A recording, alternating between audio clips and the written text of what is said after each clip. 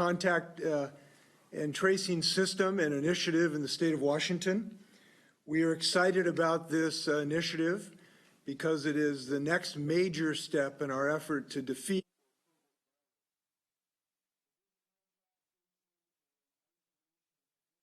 is absolutely integral to our success.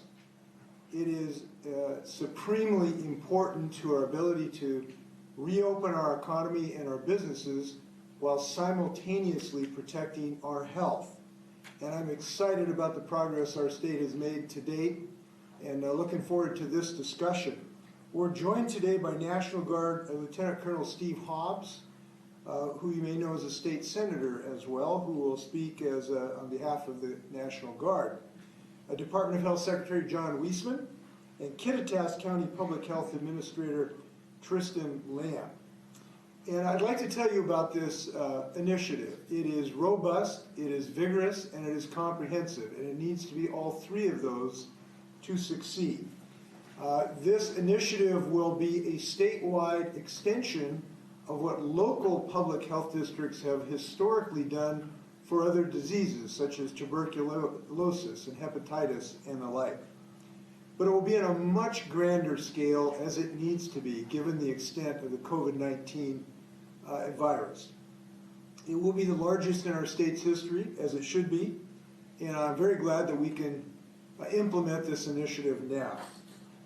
And the reason is because if we do not succeed in this, what you might think is the second stage of our efforts, this virus could jump right back out and bite us.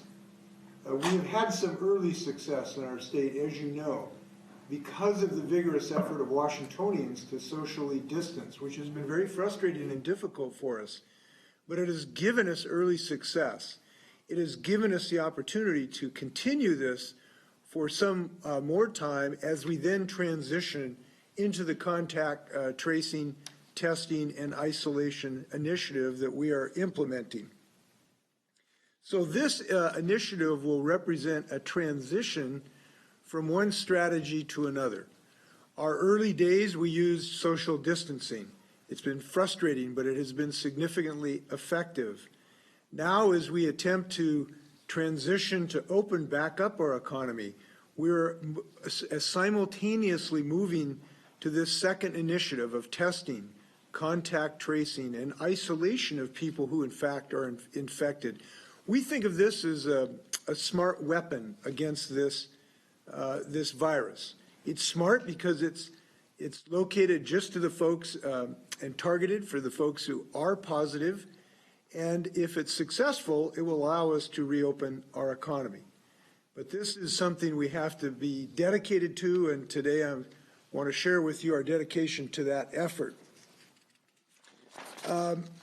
Now, as we know at the moment, there are no treatments to stop the spread of this virus, but this is the smart weapon that is available to us. And I want to say, in some sense, this next stage, the testing, contact, tracing, and isolation stage of this effort actually will be more difficult in a sense, and its success will depend on both the state and local public health officials, and most importantly, individuals and families who will need to be committed to this effort to help their community. If I can, let me just show you what this basically will look like. We think of the contact tracing initiative as an effort to box in the virus. We want to surround it where it can't get out of that fence and infect more people. It starts with the very first part of this is quarantining upon first symptoms. We need people to isolate themselves as soon as we get symptoms, including their household, even before test results come back, because we have found that people can be very infectious very early in the disease. The second step is to test widely, and we are expanding our testing capability in the state of Washington so that we can test early and quickly and get those results to people as fast as possible. The third step is to isolate quickly. Certainly for people who are positive, will need to remain isolated and their families as well for 14 days. The fourth is to identify the contacts, and this is where we'll talk in some detail about our state efforts to be able to notify people who have had contact with a person who's been infected so that they can protect themselves, their families, and the community at large. And the fifth, of course, is to quarantine those people who've had contact who may be at risk, even before that they have had a positive test. So that in general is the corral we want to put around this virus. And this is going to be a partnership between our local health districts, which know the ground and know their communities, and the State of Washington Department of Health to bring both those levels of government to bear on this problem. So if I can start with the really first stage in this initiative, and that is isolation and quarantine. Now this is maybe one of the most important things, and that is that we know that to prevent this virus from spreading, it is extremely important for people to isolate themselves at the very first sign of symptoms of COVID-19, even before they have tested. The same is true for their household.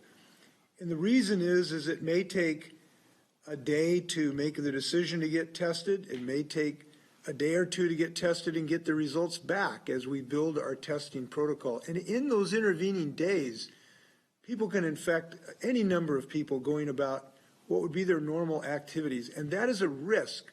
That's those critical hours that we have to stop this virus in its tracks.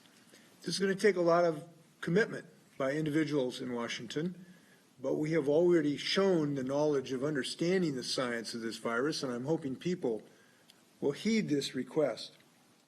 So it is a major challenge, but it is critical. The second issue is that we will have testing and our contact tracing. Let's see. So we will then have people get their tests. And when they have a test, they will be reached by phone for the results. And at that time, they will be asked some questions about people with whom they've had contact who might have been infected by this virus. The contact tracer, and I'll talk about who those people are, they're very highly trained people, they will reach out to the other people to let them know that they have been exposed to a person in conditions that could result in their infection. And that's important because those people will need to isolate themselves and their families as well.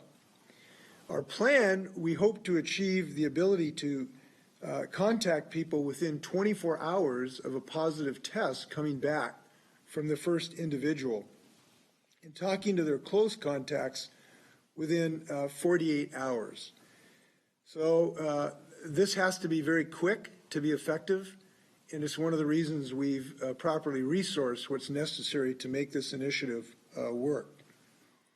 It's very important to understand that this information will remain private. The information collected is only used by public health and it is confidential. It will not be shared. Contacts will not be told the name of the person who may have exposed themselves to COVID-19. These professional interviewers will ask about symptoms and recent exposure and demographic questions such as age, address, and gender and ethnicity. But this will remain private, and the people who were contacted will not know who the person was who provided their name. Now, to show how this will work, we wanted to show you who will be the contact tracers. This is a labor-intensive endeavor, and we want to make sure that we have enough resources to get this job done. It's a very heavy lift for the people working on this effort, and that's why we're building up the contact tracing team, which by the end of this week will have 1,371 people who are fully trained when that is necessary to get this job done.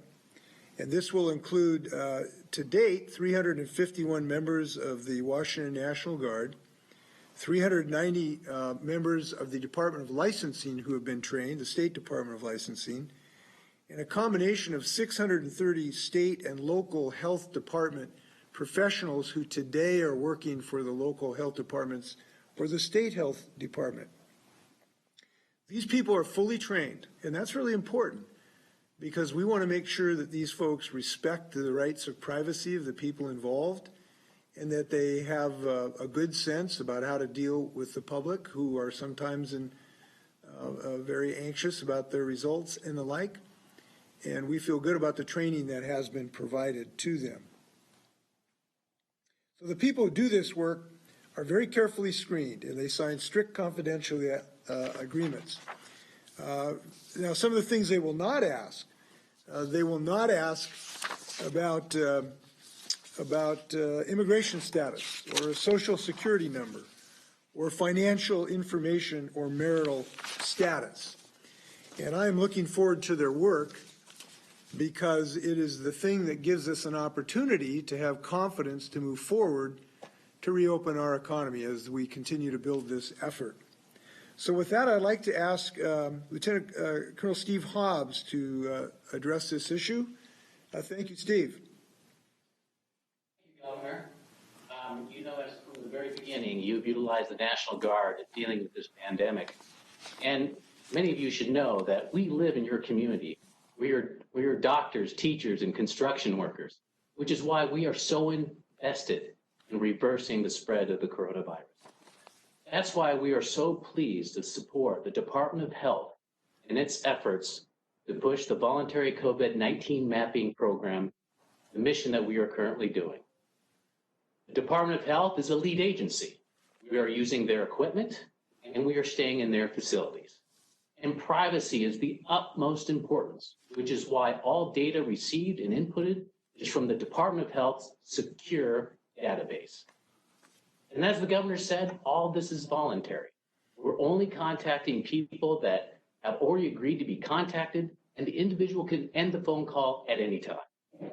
The members of your National Guard are highly trained in this effort, which is why yesterday when we contacted people who need to be contacted in this mission, we had received overwhelming response, positive response from these individuals. Additionally, we were able to help Washingtonians who were in need. There was one case when one person needed interpreted services, and another elderly person needed access to food. With coordination with the Department of Health, we were able to connect these people with the services and the agencies and nonprofits to get them the help that they need. Not only does this reverse and slow down the spread of the coronavirus, but also this helps people who are in great need. The Washington National Guard is ready to serve. This is a unique mission for us, but it's not unique when we help our community and our state. So we'll be there as long as the governor needs us. Thanks, Steve. Thanks, Steve. I've seen the Guard doing yeoman duty already at our food banks, packing food for people. It's been really inspiring. Those folks never get tired. At least they never show it. So please thank them on our behalf. And it's just great to have people who understand the discipline and following orders. It's very important in this. So please thank them on our behalf. We have John Weisman. John Weisman, our Secretary of Health. Great, thanks, Governor, and we're incredibly appreciative of the National Guard and Department of Licensing for their willingness to serve in this capacity. This really does take all of us, and the partnerships to make this are incredibly important. And that partnership really, I want to remind people, starts with each and every one of us. It starts in that if we're feeling ill, it's incredibly important that we stay home and not share our germs. And if we've got symptoms similar to that of COVID, that being the cough, fever, difficulty breathing, and recently have added more symptoms like chills, muscle pain, headaches, sore throat, or loss of taste or smell recently, those are all things that might signal symptoms of COVID-19. And we really want you to, first of all, stay home, get tested if you have any of these symptoms, so that you can find out if you're infected with COVID-19 or not, and get the appropriate care that you need. So it really starts with each and every one of us taking that responsibility very seriously. And I know folks want to open up the economy, and central to that is really that each one of us takes the responsibility to assure that we are monitoring our health and doing what is right not only for us, but for the community. And then this is still important that we do the physical distancing, given that we have this virus around. And so we can't let up on that either in our good hygiene. This effort around contact tracing is incredibly important to our success in moving forward. It's that partnership with each and every one of you that makes that successful, so that we can assist you in being able to isolate yourself and help you be successful in that effort, along with taking care of your household members and those close contacts that you have come in contact with. So that's the effort of our local health department folks and the National Guard and the Department of Licensing, who are here to assist you in being successful, here to assist you in helping us get the economy back up and running and help us all stay as safe as we can. So again, it's really important if you've got symptoms, stay home, get tested, and then engage with public health in this important work. We can help you be successful, and you can help us be successful. So we're looking forward to your cooperation. Thank you. Thanks, John. Thanks for the hardworking people. I know people have been really burning the midnight oil in this during this crisis. So thank you and your team. Tristan Lamb for Kittitas County Public Health. Thank you, Governor Inslee. State and local partnership has never been more crucial. Here in Kittitas County, we're dealing with an outbreak after weeks with no cases. In fact, we've applied for a variance because we're a small county that had, up until last Thursday, only recovered cases. Now that application is on pause, and we're operationalizing the plan that we put into place to handle a situation just like this. Now that we're executing this plan, the need for a standardized and uniformed approach to case and contact investigation is more obvious than ever. Case and contact investigation is truly the heart of public health. It's learning how a disease got here and learning where it's going to go and trying to stop before it spreads there. That kind of work, interviewing our patients, our residents, our neighbors sometimes, and making sure that they have everything they need, takes a lot of time. And in a situation like a COVID-19 outbreak, time is of the essence. Time will make or break our chance of success for tackling this virus. So right now in our Emergency Operations Center, we're using paper. Our staff and our volunteers have to write down all of the information they get from our interviews, keep it secure, compile it, all on paper. We continue to get the support from the state, helping us take that paper and get it into a database. We need ways to get it in there sooner, to be entering that information as we're gathering it, and for that information to make connections across jurisdictions, because this disease isn't stopping at our county's border. More importantly, we need the bodies to do that work. We need people, we need them now, because case and contact investigation needs to be done in real time for it to be effective. Again, our response plan in Kittitas County was ready, and I'll add, really good. Now that we're in the midst of an outbreak, our number one limiting factor is truly time. The longer it takes for us to do this work, the longer COVID-19 is in our communities. So thank you, Governor Inslee and all, for this opportunity to speak on behalf of my local health jurisdiction. Thanks, Tristan. We know that with your outbreak, you're working really hard, and I'm glad we're going to have the state to provide you resources. We'll look forward to your call about how to really be an effective partnership right away. So I hope you're going to make sure you let us know how we can help Kittitas. I heard somebody the other day on some show, some physician, say the most important sort of biological fact in this case is that this virus doesn't have any legs. It can't travel without us. And so that if we limit our movement and our exposure, we cut it right off. And this is what this is about. And I'm glad we're going to have a uniform reporting system so that the state can be coordinated. I'm glad that we are working in combination with the University of Washington for an app that could be of assistance to people to find out if they have been in the proximity of people who are infected. That app could use some hardware, essentially, and software from Apple and Google. And this is a very promising technology that we are working with the UW on. We're going to make sure that if it is implemented, there's going to be the strictest privacy requirements because, of course, that's so important in this endeavor. So that is another allied effort that we're now involved in as part of this initiative. I wanted to talk just a little bit more about the isolation for families involved in this. If we could put up the isolation and quarantine graph just for a moment. So critical to the success of this endeavor, obviously finding people who are infected is important, but making sure that they care for themselves and that they do not infect other people is central to this. And that's the isolation and quarantine of this three-legged stool of testing, contact tracing, and isolation. And there's 4 points to this I just want to share with people because it's so central to our success. Number one, we really need people to quarantine immediately upon their first symptoms and stay quarantined until you get a negative test result. And it's just because those first few days are critical. We're finding so many people who've been infected by people who are asymptomatic even. So if you have someone who has symptoms and their spouse then goes out and infects someone before you get a positive test, we've got another family that's in a very difficult situation. So this is something we have to depend upon the sense of commitment and compassion that Washingtonians have to make this work. The second point is that if people do test positive, they will need to isolate for 14 days, and that includes people in their household. So that means the household, the family, will need to isolate with them, and if a person cannot do that, there will be other isolation facilities for them away from their household, but we assume that the vast majority of people would rather spend those 14 days at home.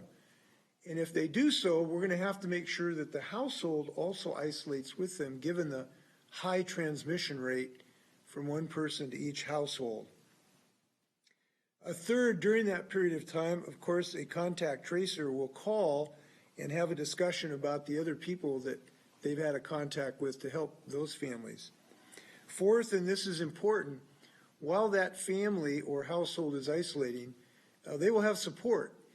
They'll get a call or a text every day from someone to see how they're doing, see how their isolation is going, see if there's needs that they might have medically or even for food support and the like, to try to work with them to make sure that they're as comfortable as possible during that 14-day period.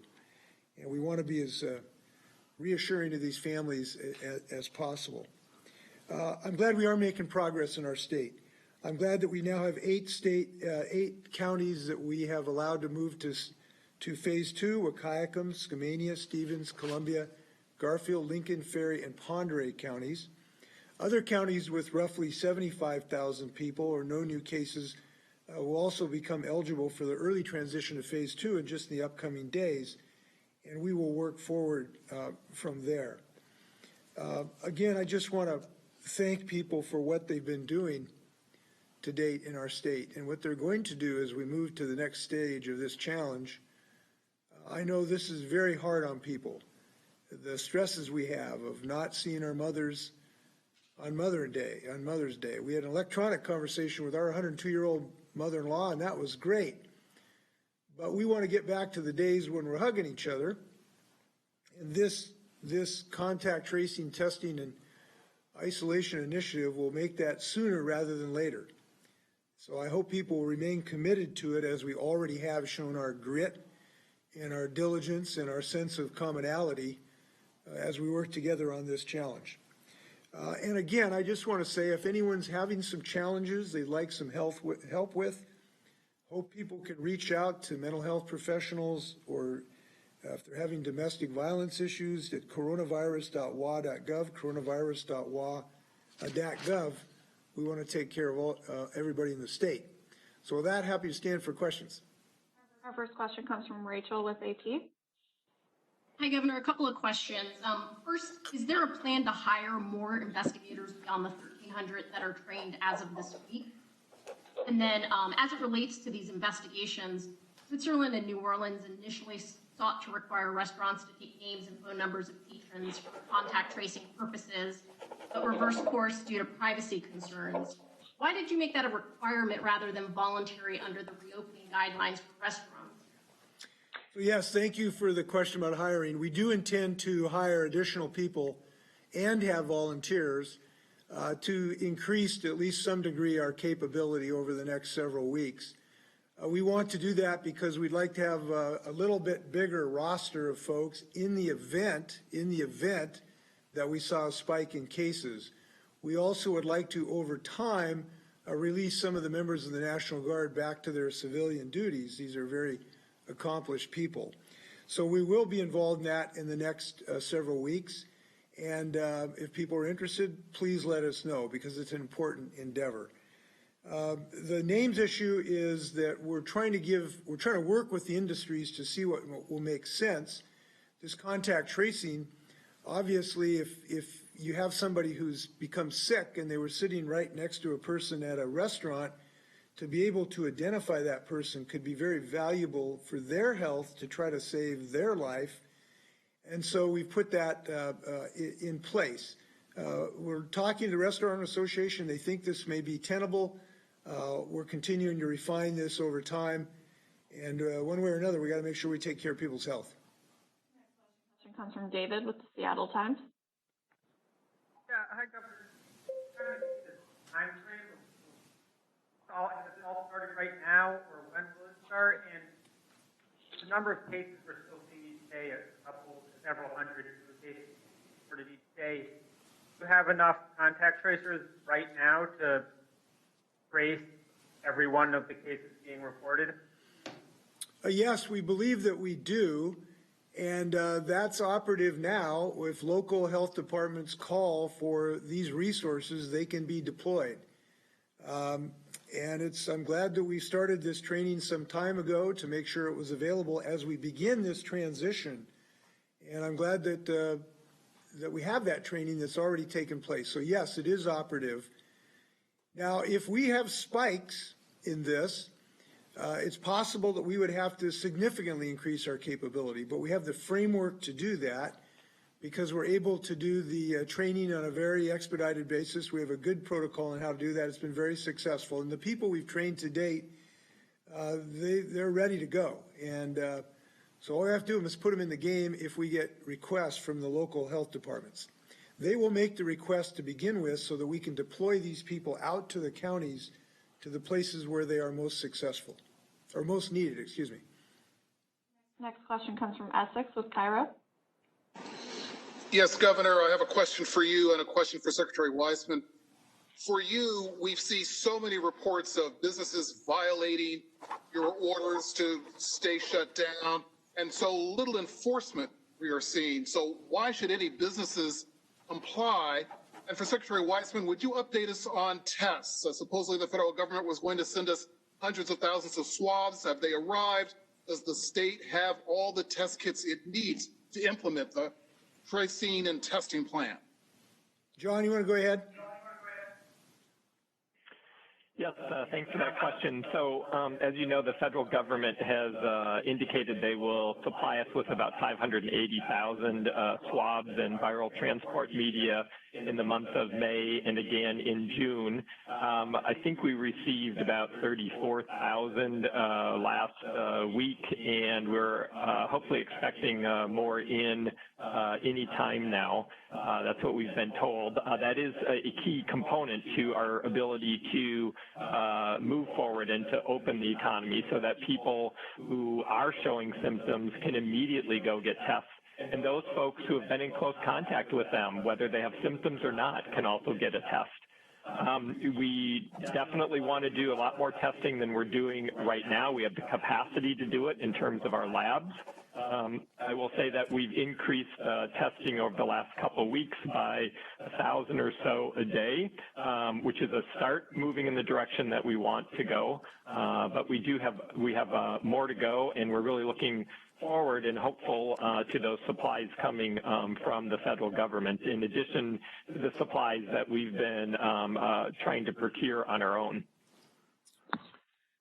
Yeah, I just want to note that this is, we're glad we've got some success this week, but we are going to have to remain very diligent to maintain and increase these supplies in the upcoming months. And the reason is that as we reopen the economy, the need for this testing capability will actually grow over time, so we can test, large numbers of people in large businesses that might end up having an infection. So this is going to grow over time, and we remain committed to that. We're looking for every possible means. Yesterday I found we think 30,000 test kits in Vancouver from a company, Molecular Labs, that also we think can help us in our analytical capabilities. So this is something we're committed to every single day. As far as compliance with the order, actually there has been amazingly high compliance with this order. The vast, vast, vast majority of Washingtonians are complying with this order. And they are doing so because they understand the science of this, of how deadly this disease is, and they want to be responsible Washingtonians. So there's two reasons this has been, by and large, successful.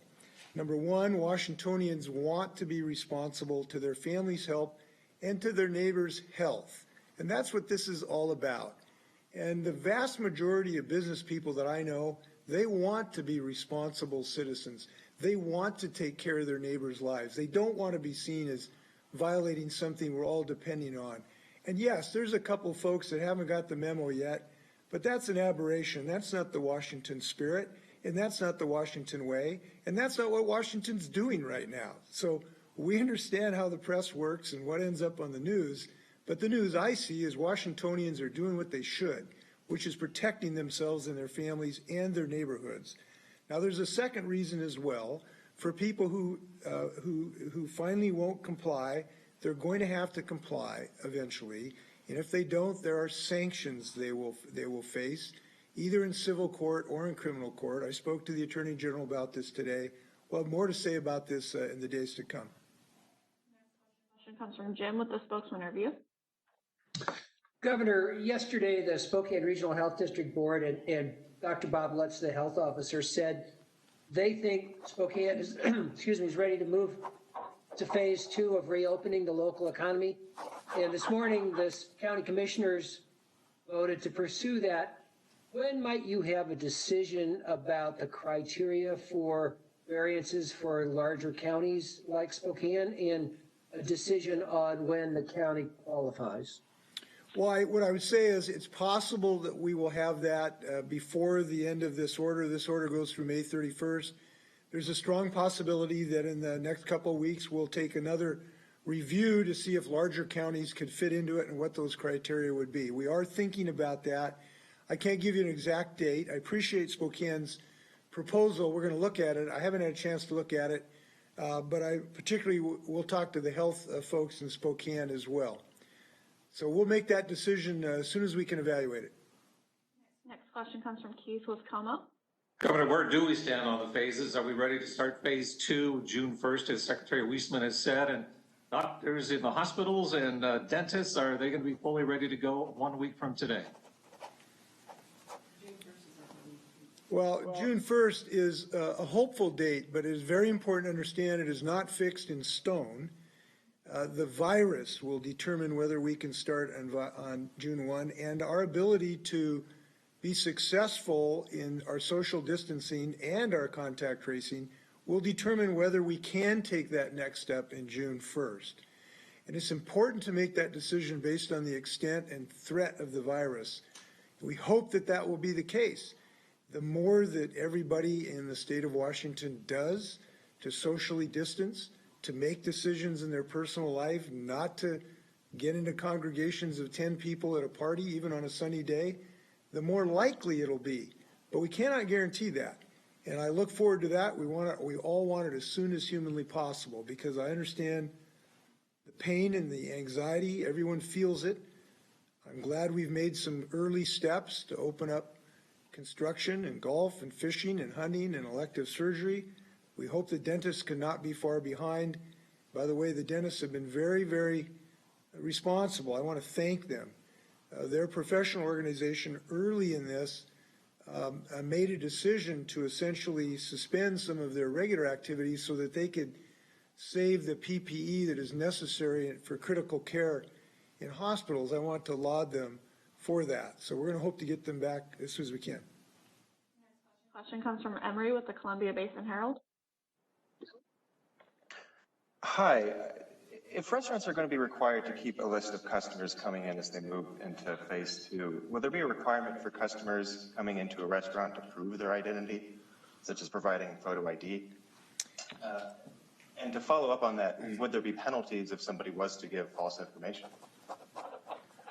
Well, we're talking to the restaurant owners about the things that might make sense to them.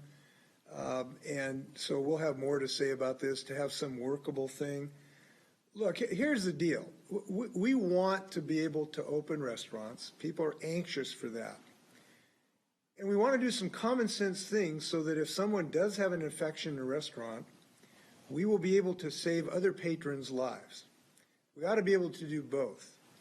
And this is something that we have to make sure that we build protocols around of privacy so that any of this information can only be used for this purpose, can be expunged after 14 days, so that this is only a minor inconvenience. No one's looking to make this a federal crime. We're trying to save some lives here. And I think that we're going to find ways to work together to do both. Have a good linguine and make sure nobody dies. That ought to be a good night's dinner. Next question comes from Natalie with King 5. Governor, just how realistic is this with contact tracing? We know the state's already having trouble dealing with unemployment claims. How can you expect to start reaching out to people who may have been exposed? And then a second question for you. What, if any, is the current plan to allow drive-ins to open? I can't give you a specific answer off the top of my head on drive-ins, so I'll try to get back to you on that, on the specific on drive-in theaters. Your question about how we can do this, the reason we can do the contact tracing is twofold. Number one, we've stood up an army, so to speak, or a fire brigade. Think of this as a COVID brigade. It's a brigade, it's kind of like a fire brigade. When you have a fire in your house, you call the fire department. They come, they put out the fire. We want to do the same thing for COVID, and we now have 1,391 people who on just a couple days' notice can be available to do what's necessary to do this contact tracing. This is more than adequate for the existing needs, but we want to continue to build that at least a bit so that we can have that available in case a spike occurs. And like I say, we've actually provided the training, including folks in the Department of Licensing. So I'm confident that we will have the resources to get this job done. But also, it's because we will, I think, have the assistance and agreement of Washingtonians, because I think they know how important this is. And like I said, the vast majority of Washingtonians have wanted to be a team member to get this job done.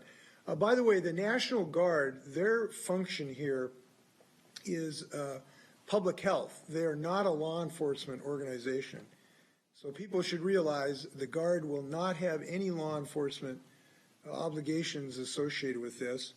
They simply will be talking to people and helping them prevent others from getting sick. Next question comes from Mayor with KXLY. Hi, Governor. When it comes to contact tracing, how are you guys going to handle people or families who want to refuse a test or to self-isolate if they want to leave their home to get groceries? I know you said they can't do that. How will you make sure they don't? Well, that's why I referred to the family support personnel. We will have attached to the families a family support person who will check in with them to see what they need on a daily basis, see how they're doing, see how they're faring, and help them. If they can't get a friend to do their grocery shopping, we will help get them groceries in some fashion. If they need pharmaceuticals to be picked up, we can help make sure that they get their pharmaceuticals. So that's why we want to provide them family support. Now, obviously, it'd be very nice if family and neighbors pitch in a little bit too, and we think people will do that. We're still in the West. There still is an attitude of taking care of our neighbors and our families, and we think that's going to be important. But for those who still don't have that kind of support, we're going to be there on a daily basis for them. Now, that's going to help encourage them to maintain their isolation too. And that's important to have a little moral support. As far as refusal, it just shouldn't come to that, and it really hasn't. We've had really good success when we've asked people to isolate. They've done so in the real high percentages. So we're happy about that, and we believe that that will continue. Time for 2 more questions. Next question comes from Paul with Bloomberg. Governor, if you implement the phase 2 requirements for restaurants in terms of customer data collection for contact tracing, do you have the power to restrict how restaurants use that data for other reasons that could be like advertising or even selling the data? Yes, and as I said, we're working with the industry to develop protocols to make it very clear that restaurants could not use this data for anything, period, except sharing information if there's a contact tracing review. And that would be legally enforceable. We would make sure that people know the seriousness of that issue. We would monitor it. We would audit it. It's very important for us to maintain privacy in this entire endeavor. It's one of the reasons I'm glad we have the Guard, who are very disciplined and follow orders. I'm glad we have Department of Licensing people and the Department of Health. And I would point out that this is something I think we should have a lot of confidence in because we've been doing it for decades without violations of privacy. So our local departments of health have been doing exactly this kind of work for decades for people who have any number of diseases. And to my knowledge, we have not had any privacy issues associated with that. They've been very disciplined maintaining privacy. We would intend to protect that legally. Final question comes from Jerry with the Everett Herald. Governor, 2 questions, one on the budget, one on contact tracing. Just on the budget, have you received any information on revenue for April yet? And then on the contact tracing, and you were talking about 750 National Guard members at some point. Will it get to that level? And finally, the local health district said there's been a threshold until now that they needed to have at least 50 new cases in a single day to access Department of Health contact tracers. Is there a threshold, or can they just call right now and say, we need 40? The line is open, and there's no threshold. So we want to help as much as we possibly can. As far as the Guard number, we wanted to tell you what we've trained to date. We can train up more members as demand increases, and that's a several-day process, but it's been very, very effective. So this is the number we thought gave us high confidence that we could do the necessary tracing with the number of infections we have today. If that goes up, we can expand this quite quickly. The budget issue, as you know, our preliminary numbers is that we'll be at a, just under $7 billion deficit for the next 3 years, and this can be a real challenge for us. Final words before we wrap up? Again, just want to thank people for what you're doing. I just continue to see people who are pitching in so many different ways. And I would just finish my comments by saying that this is a moment of high challenge that really calls for us to be more dedicated than we've ever been to this. And I think that's actually one of the greatest challenges. It's sometimes you get a little tired in the third quarter or the beginning of the fourth quarter. But we can't do that right now because this is the moment where we can actually get to a successful reopening of our economy. We've started down that road. But we have to finish that job if we won't have to go back to reducing our economic output. So stick to it. We're doing good things in our state. We're proud of what we're doing. And please wash your hands. Thank you.